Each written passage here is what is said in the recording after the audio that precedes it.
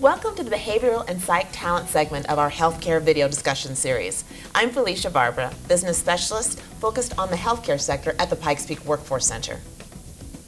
If you enjoy our conversation today, and I think you will, please tune in for some of our other segments.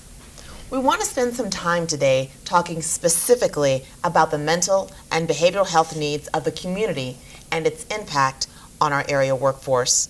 We have two panelists with us today from the experts on behavioral health, Aspen Point. I've got Mr. Jason DeBueno, Vice President of Healthcare Services for Aspen Point, and the amazing Todd Andrews, Thank you. Vice President of Human Resources for Aspen Point. Gentlemen, you are so much more than your titles. Could you each please tell us a little bit about yourselves? Thank you. Sure. I've been with Aspen Point for roughly 3.5 years. I come from a background that's a bit non-traditional, I think, for our industry. I actually come from the commercial background working in information and technology, which you might say, what's the connection? Aspen Point's been a great experience simply because it's allowed me to combine my professional passion with my personal passion from a behavioral health standpoint. Having come up, my parents owned and operated a residential treatment center for kiddos up to 18 years old. That was my first job, actually, changing tires on bicycles at the business. And so, nevertheless, this has allowed me to really pull those two pieces of my life together, and it's been a great ride. Wonderful. I might also add, you've been one of the driving forces on our discussion series as I've been well, one of the forces. I don't know if I've been the driving force. Thank you. Mr. DeBueno? And my name is Jason, and I've been with Aspen Point for about 13 years right at this point, and I've loved every minute of it, actually. It's been one of the blessings in my life to be able to really bring forward the passion that I have for caring for individuals who otherwise don't have access to the supports that they would need to be able to address substance use, mental health needs. And on the flip side, we have had the opportunity to really grow and learn with the healthcare community about not being just a social service provider, but truly being part of the healthcare solution.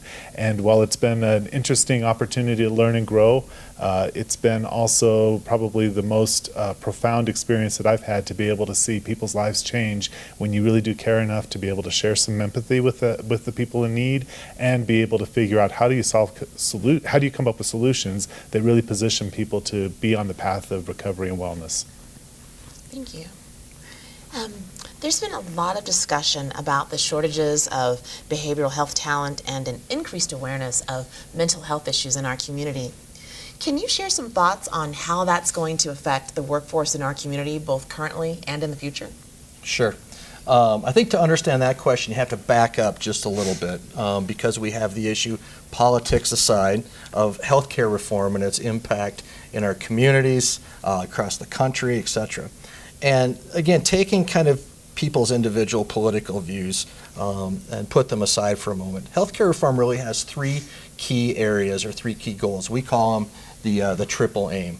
And those three are to make sure we're maximizing and improving outcomes, that people are healthier, okay, and staying out of the hospital, staying out of the emergency rooms, that we're driving costs down as well, and that also we're making sure that we're doing those in the context of patients and individuals having a positive experience as they migrate through various aspects of their healthcare and wellness journey. Now, based on that, one of the transitions in there is a move towards more holistic and whole person care, looking at individuals in their totality, right? So, for example, there's a saying where you can't treat the body without treating the head, so to speak, right? Makes sense, yeah. And so taking that whole person wellness perspective is changing the industry and how we deliver care to a more integrated system and model. So where behavioral health professionals, Jason and his team, are able to work directly with primary care physicians, et cetera, to make sure that we've got a perspective that treats both, okay? Because many physical ailments have an underlying either behavioral health issue or the treatment of that stems from the behavioral side, okay? For example, diabetes, impacted directly and significantly by lifestyle. Ask people to change their lifestyle requires a change of the way they think and they'll change of the way they behave. Yeah. So a doctor can't just say, go lose weight, right? It hasn't worked so far. It hasn't worked so far. Yeah, no, I agree. So given that integrated model, from a workforce standpoint, it's going to do two things. One is it's going to require folks to begin to understand the different aspects of the healthcare sector. So physical health providers are going to need to understand behavioral mental health. Mental health providers are going to need to be able to understand the physical side. And quite frankly, it's going to require to speak different languages, right? Understand different perspectives so that those two types of providers can come together in a meaningful way. The access to care element of the triple aim is going to simply require, quite frankly, more folks in the workforce on both sides of that. Primary care, family physicians, et cetera, for example, as well as on the behavioral health side. There are simply not enough folks that are going to be able to, as the population increases, as folks come into the healthcare system, we're going to need many more people than we currently have, and it's going to require a lot of work by everybody. Okay. Wow. I think what I would do is I'd like to add that there is a significant amount of need, not only in the workforce to be able to address the need, but I want to emphasize what the need actually is. 1 in 4 people in any general population has a diagnosable mental illness or substance use issue throughout any community. And when you think about that level of need in a community like El Paso County, it starts to bring home the fact that if we don't have the workforce to address, that means that a lot of people may be out there that have not received the treatment, have not received access to care, have not received the quality care that they need. What's another interesting factor that Todd was bringing forward was the idea that healthcare systems are much more broad-based than behavioral health and primary health care, but these systems, when they do come together, have a powerful opportunity to really bring new life to people. What's an interesting statistic, and actually it's very shocking and concerning, is that 48% of individuals who've died by suicide have had a connection with a healthcare provider within the last 30 days. So I want to make sure I understand this correctly. Within 30 days of having been seen by a provider, 48% commit suicide? Have died by suicide. Wow. And when you think about that level of decision making that somebody has, that they had the wherewithal to be able to connect with the healthcare system, and the healthcare system, for whatever reason, wasn't able to fully identify or address that need, for whatever reasons, it does invite us to think differently, as Todd said, about how do you bring the behavioral health component into the larger healthcare system, and vice versa. How does the primary care bring a level of understanding about primary care issues into the behavioral health world?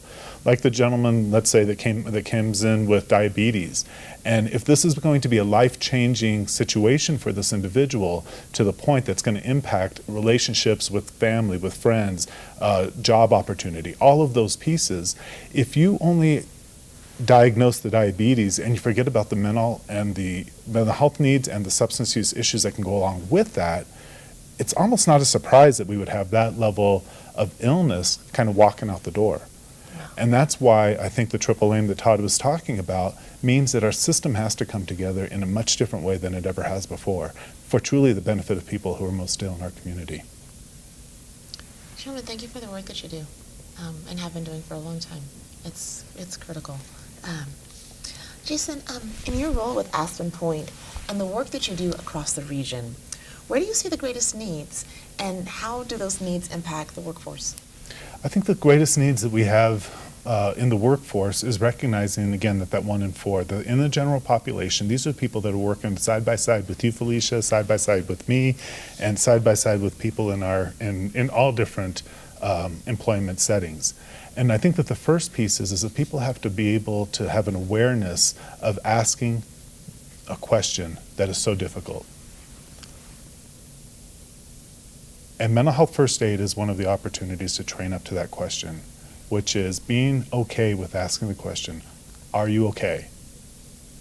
Are you thinking about taking your life? Because what happens is that that's such a complex question for some people to hear the answer because they don't know what to do with that. And I think that the literacy around mental health substance use issues is so important for us to be able to figure out how do we make that literacy around those issues very much aware across all employment environments. That way we have people who really are hurting, that somebody cares enough to ask that question, and that way they get the help that they need. And if we don't, then what happens is that in the workforce, we've got a lot of people who are present, but maybe not productive. We've got people who are challenged at home and trying to put on a good face at work, but then that kind of builds in their own needs for help. So I think that's what I would say is the literacy around being okay with the question of asking somebody you may not know or somebody that you know only casually, are you okay? You mentioned mental health first aid.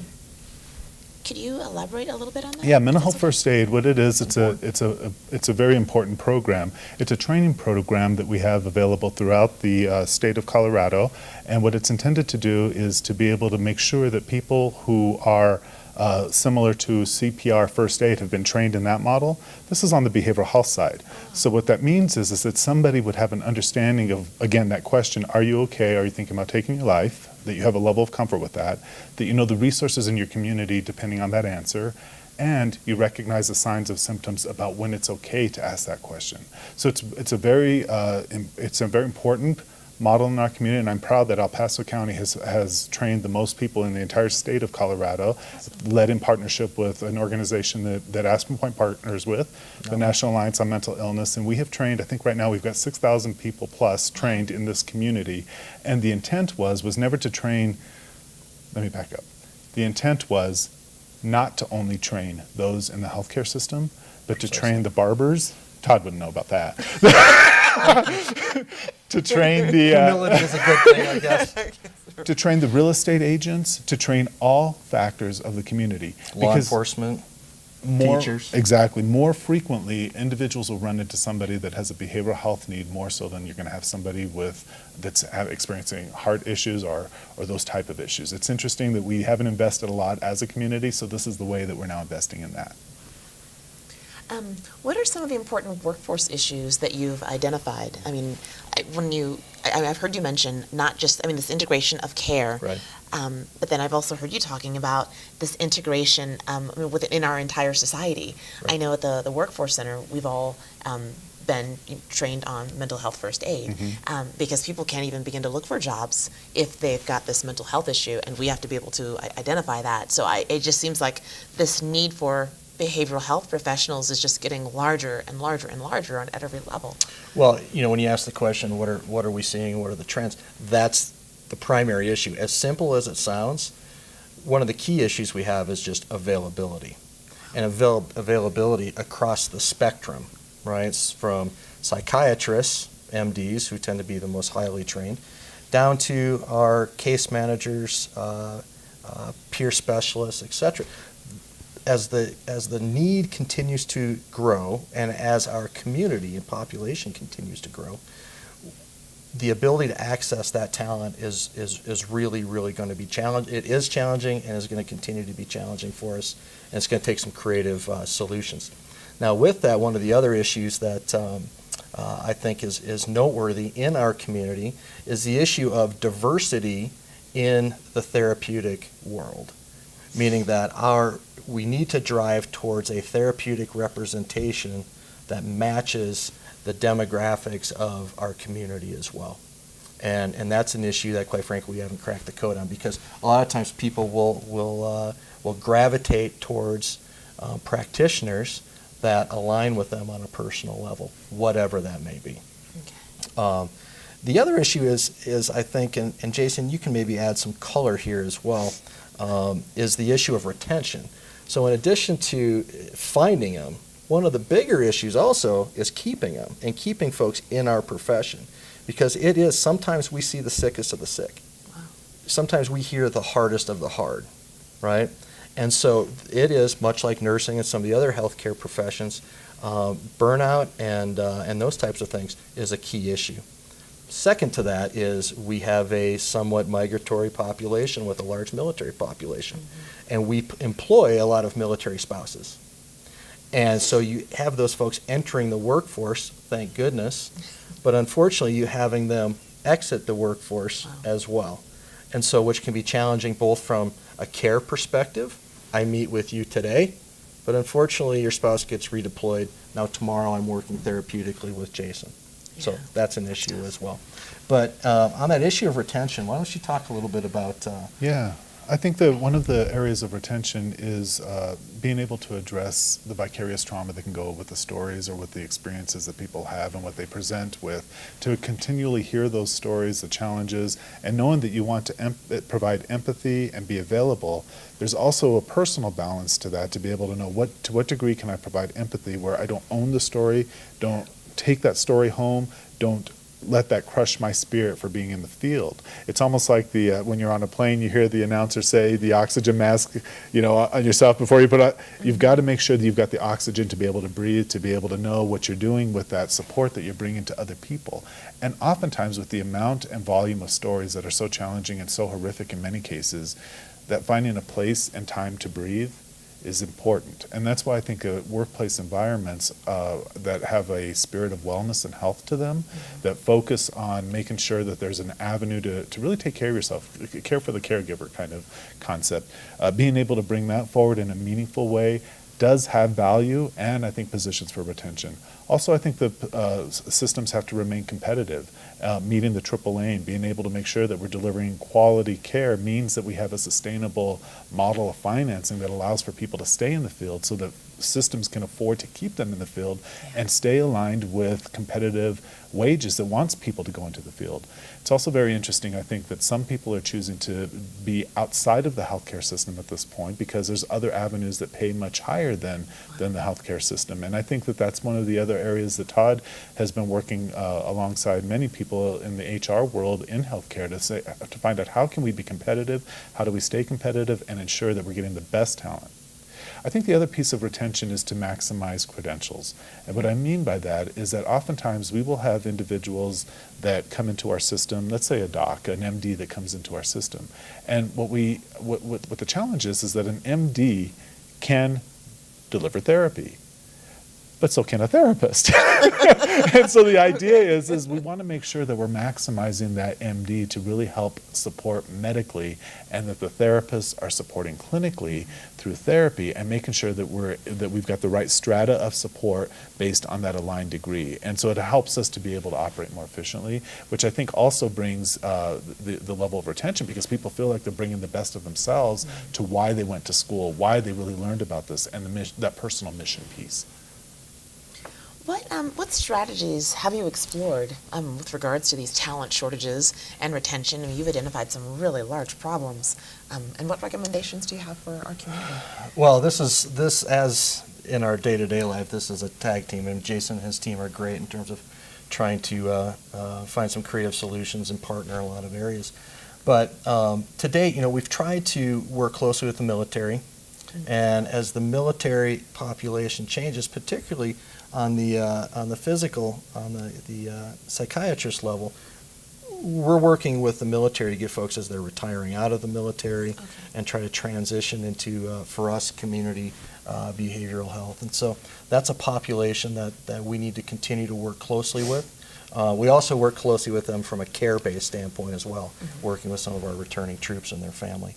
One interesting, kind of more, I don't know if I'll call it state-of-the-art, but is we're exploring more actively using telemedicine, particularly as it relates to our psychiatrists, because we have a shortage here. And by the way, it's important to note, the shortage we have in the workforce is not a Colorado Springs, El Paso County, Pikes Peak region issue. There's a shortage of folks across the country. So when it comes for us to try to recruit physicians, as an example, they're very, very difficult to find. Thank goodness we have Garden of the Gods and Pikes Peak, because that's other than the personalities of being able to work with Jason and I, those are big draws for us. But the reality of it is using technology, because we are a connected community now. Using technology to provide care is an emerging area in not only our industry, but quite frankly other parts of physical health as well. In addition to that, we started to really more aggressively work with some of our educational institutions. We established a partnership with the UC Health program. We've got, 30, I think, coming in the fall.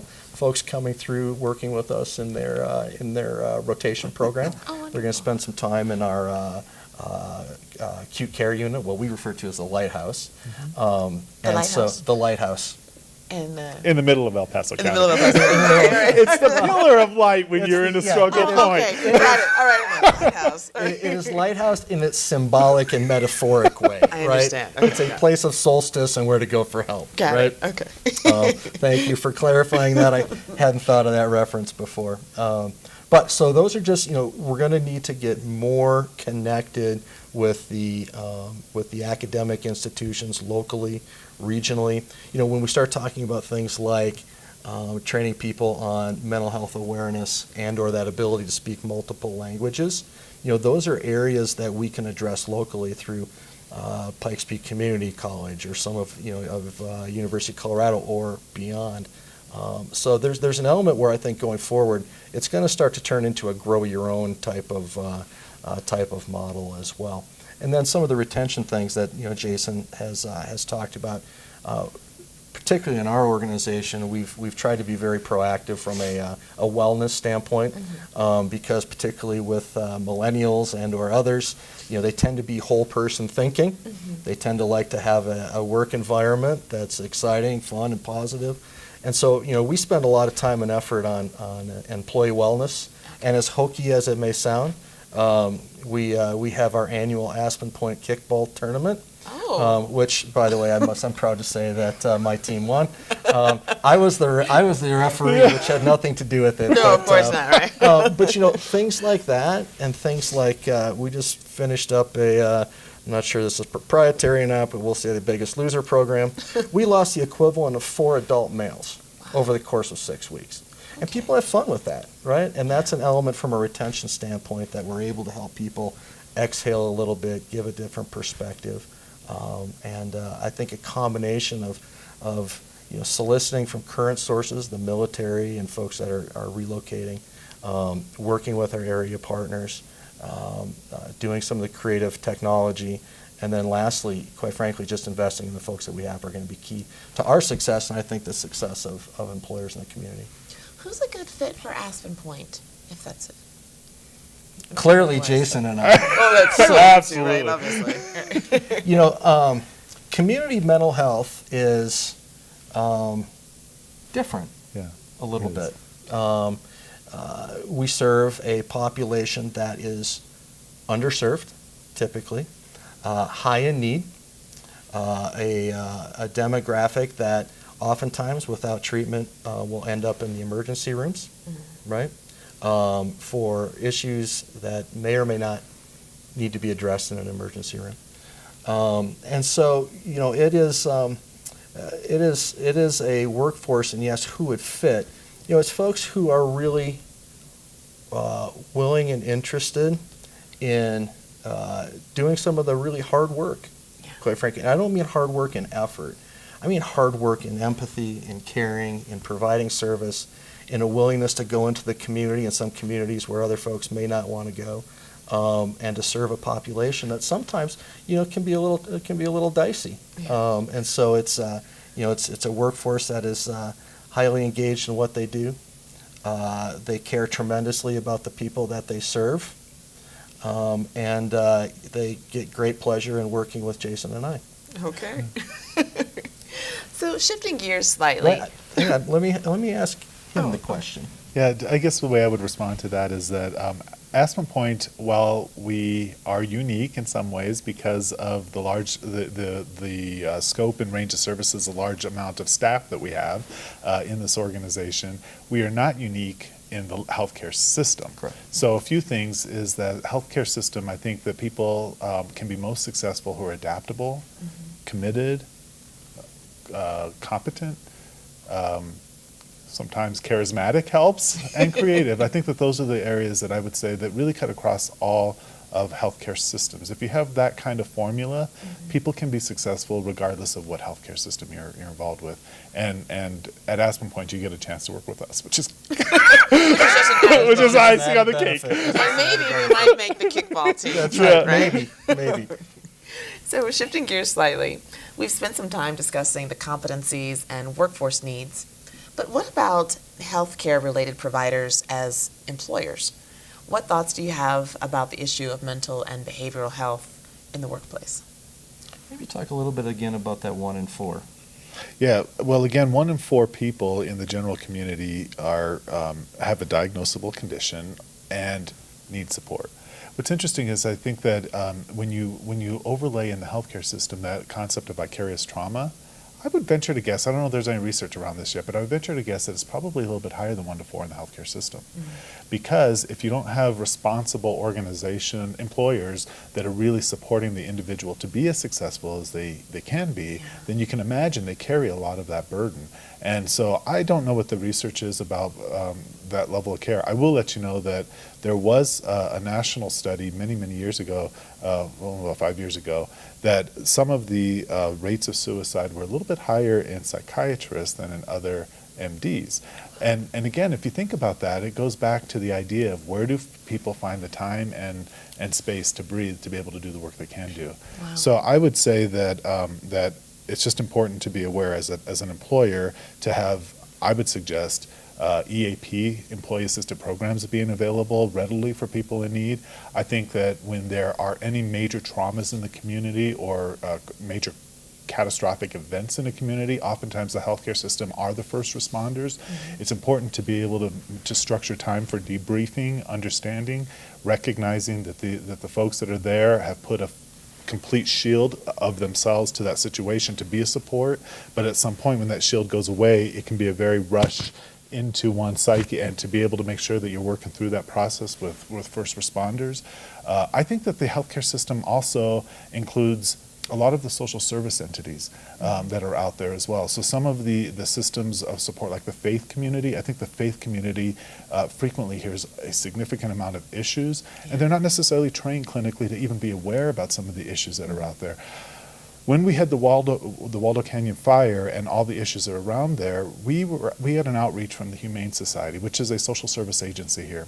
What had happened is that the volunteers and the staff of the Humane Society had to euthanize so many animals that if you can imagine that this is their mission work, and to be able to feel like you have to put these animals down that have no place to go, that's where a responsible employer says, well, wait a minute, what kind of impact does this have on the staff? And so I appreciate that they outreach to us. We did some training, we did some intervention, we really worked to support them, because the reality is, while it may not be a clinical process of vicarious trauma, it's a mission process of trauma. And so I think that each person in the workforce, wherever they go, for whatever reasons that they're there, if there's something that challenges that, I think employers have to be aware of that and be able to respond.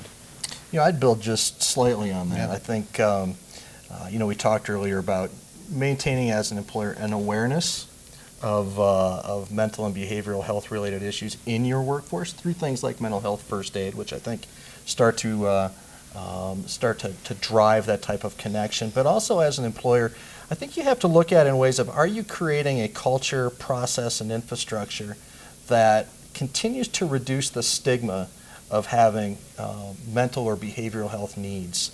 So whether that be stress and managing stress, maybe that be an individual condition that an individual may be struggling with, and making sure that you've got the ability for folks to be able to say, I need to call a timeout here for a little bit, and to have the policies in place, whether it be time off policies, the EAP support, employee assistance programs, and again, that investment in wellness. I think those are big issues that employers need to continue to work on as employers. So can I play devil's advocate with just a question? Of course. So can employers acknowledge the whole person in the workplace and still get work done? Oh, you want to take that one? I think, in fact, if you don't, you've got people who are there present and not productive. And so, also the Gallup poll was a poll that was out there that kind of identified some of the key areas that have people be what positions people to be as productive in their work environment as possible. So when we talk about the whole person piece, there's a few things that are interesting. The first one is friendships.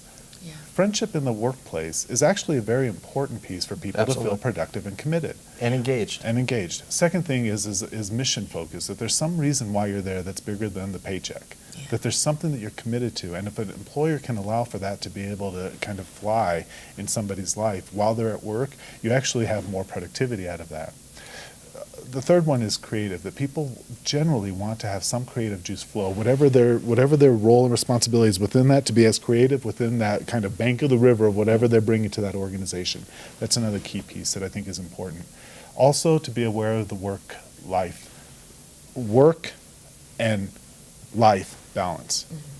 If you have too much of your personal coming into work, then you're not productive. You got too much of your work going into home, believe me, that comes back and you're not productive. So really being able to recognize that balance is an important piece. And the fifth one that comes forward, I believe, in that Gallup poll was that the people have a belief that their supervisor cares about them. It has some sort of commitment to them and will be there to support them, guide them, and really position them to be successful. So that's kind of where I think our organization has really aspired to be, is that as a responsible employer, if we can kind of hit on all of those points as much as possible, I think that brings the best and retains for the long haul. Yeah, in short, to respond to your devil's advocacy, I would say that they can, they should, and frankly, long-term, they must. Okay. So you've totally sold me. I want to become a mental health professional and help. Where would you Get a suggest? business card real quick. Yeah.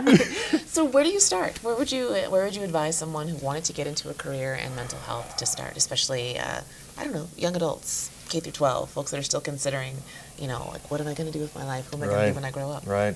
Well, there are many, many pathways into our domain. Yeah. We bring folks, they enter into the profession in our system. We have folks that we call peers and peer specialists that enter into our system, and their primary qualification is that they have walked the walk. They're the 1 in 4. They're the 1 in 4, Okay. right? Wow. And that their therapeutic value is the fact that I've been there before, Felicia, and let me help you, support you as you go through your personal journey. That's powerful. And research has found that that is such a powerful value add that we're seeing more and more of that type of individual in our workforce, and we have found that to be very, very valuable as well. And then you come through the traditional academic path as well, starting at a graduate school level with focus on psychology or social work and working your way up. And so there's, like I said, there's multiple paths of entry that folks can explore. I mean, you've seen probably as diverse a population coming in and out over your.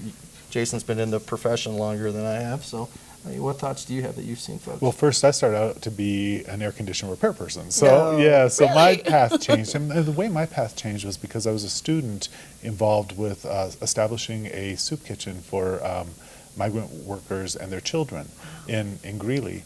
And from that, my advisor said, "You're not really going down the path of an air conditioner. You're a social worker is what you are." I am? I had no clue that that's what my path would be. So I think that once you find some kind of role that makes sense for you within the field, I think that there's so many different avenues for that to be a place in the behavioral health world. Right now we have, in the Workforce Center, certainly we have vocational programming within our organization as well, because I think the vocation, there's a study out there by asking primary care providers, if you could do something that would prescribe one thing, something separate than pills, what would that be? And throughout this national study of a family practice internist, they said the 3 things that I would prescribe is a vocation, a home, and social connection. I would do that first before I would give pills. Now, they give pills because that's what they prescribe pills because that's what the role is. But if you think about that, that means that we have opportunity in the vocational world. We have opportunity in providing support for housing and for some other connections there. And if you think about that social connection, that's why the peer support model is so powerful, because you build a connection. And so I do think that there's a whole lot of avenue, and nothing against air conditioner repair persons. I think it's a very much so. And I probably would have done financially better going that route. But the reality is that when you find this and you find that you've got that connection, I think that there's a whole lot of opportunity with it. Yeah. Gentlemen, this has been amazing. Are there any other thoughts that you would like to share? Some questions that I haven't asked that I should have? Go ahead. I guess I would end simply with a plug. And I would plug again mental health first aid as a resource that I think organizations across the community really ought to find the time to make the investment. And it is more a time investment certainly than a financial investment, because those costs are largely covered. And that you consider and look at the resources in our community, even if you don't have a present need. Support the folks in our community, like NAMI, like the Suicide Prevention Partnership, those types of things. We'd ask that people be involved and be active, both as an employer, but quite frankly as individuals. Okay. Mr. DeVueno? The only thing I would add is that you'll probably see in the communities different advertisements for things like the National Dialogue on Mental Illness or other initiatives like Mental Health Begins With Me. To Todd's point, just participate, because your story is not unique as much as you may want to believe that you're sitting there as the 1 in 4, or you know somebody who's that 1 in 4. That story is not unique. Help is available, support's available, and quite frankly, I think the healthcare system and all employers will benefit from that connection. I can't thank you all enough for sitting in on this discussion. As you know, the discussion only starts here. We are only a part of beginning to answer these questions. And now it's up to you. With our Brown Bag Lunch and Learns, please take some of the thoughts that have been shared by your subject matter experts and continue this conversation in your workplace. Based on what we've heard today, there is clearly a ginormous demand for behavioral healthcare professionals. Thank you so much. Thanks, Felicia.